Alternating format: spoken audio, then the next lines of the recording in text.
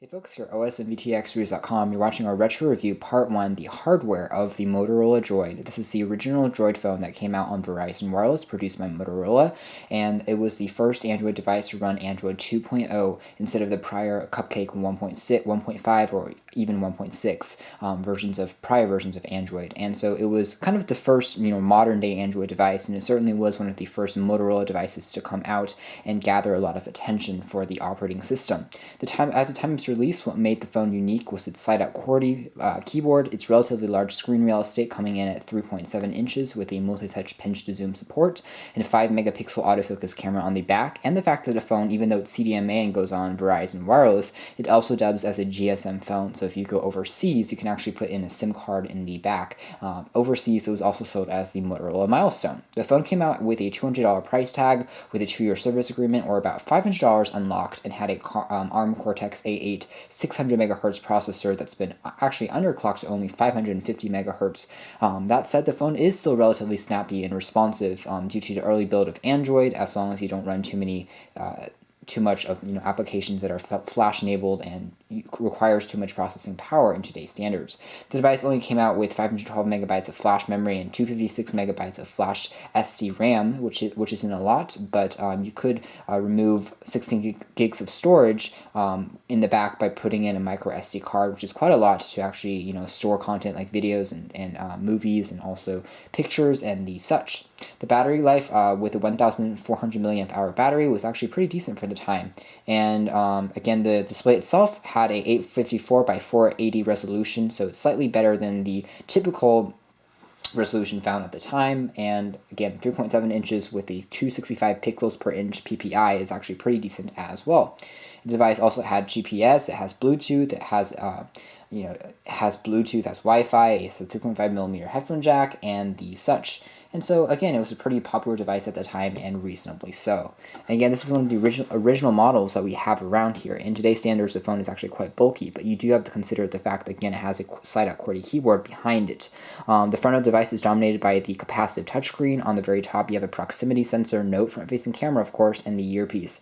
And behind the touchscreen display, we have actually 4 capacitive controls taking us home, menu, menu, home, and search. These buttons are actually backlit, so you can see them in darker environments. Of course, the Droid had this infamous lip, so you could have a slightly stranger design elementation to make it stand out from the other smartphones at the time, which were just really slate in form factor, but also it made talking a little bit easier, so when you put this up to your ear, the microphone could pick up sound a little bit better due to the angling. The left-hand side of the unit power featured a micro USB for charging and syncing information, whereas the top features a 3.5mm jack and a power on and off switch, and the right-hand side features a 2-stage camera shutter key for the autofocus camera on the back that's also capable of shooting 720p HD video via a update.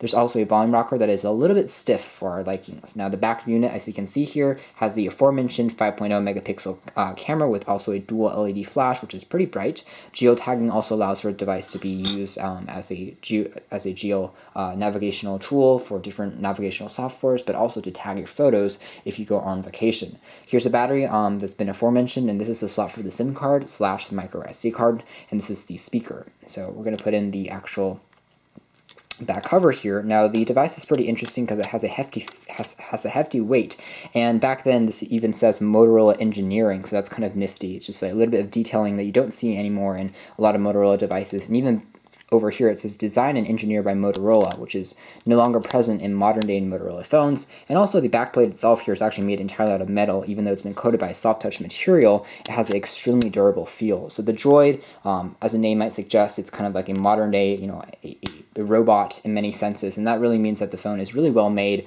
it's really rugged, and has a great premium feel to the hand with metallic and plastic materials employed. Now again, sliding out the QWERTY keyboard is an easy affair to slide out like so, but unfortunately the slide out keyboard is not spring assisted, which means that you can stop halfway and the keyboard will remain stuck, so you have to press it out with your hands. There is a satisfactory click though when you are finished sliding the device up. The keyboard for the most part is nice. It has a 4-row control set instead of 5 rows, but there is a dedicated navigational toggle on the side in case you don't want to use the touchscreen display. So it's quite easy to use. The screen itself is also pretty bright and vibrant. Battery life, again, is okay, with call quality being really, really good, as you might expect with a dual-band CDMA device and a quad-band GSM world phone. So it has really good reception and call quality. Again, something that was a little bit awkward about the keyboard is it's kind of flush and surface with the device. So if you're rapidly texting, it doesn't have as much of a tactile bounce back as some other keyboards we tested from HTC. Also, the addition of a D-pad here has one defect, and also the addition of this chin, which means that reaching across a type is actually harder than you think. And especially if you're a rapid texter, it takes a lot of acclimation to get used to the fact that you have to stretch your thumb over to press some keys because there's such a large space over here compared with this side. So it's just something of, to take note of during the time of the phone. So anyways, this is a pretty good phone at the time with, again, a pretty good display and certainly a decent set of specs, especially when the phone was first released. And so we are pretty excited about getting this device and testing out the software again and getting back a retro review part 2 with the actual UI in the second part of this video. So thanks for watching here at osmvtexperts.com and also our brother site at OS Tech News, a retro look back at the hardware part 1 of the Motorola Droid by Verizon.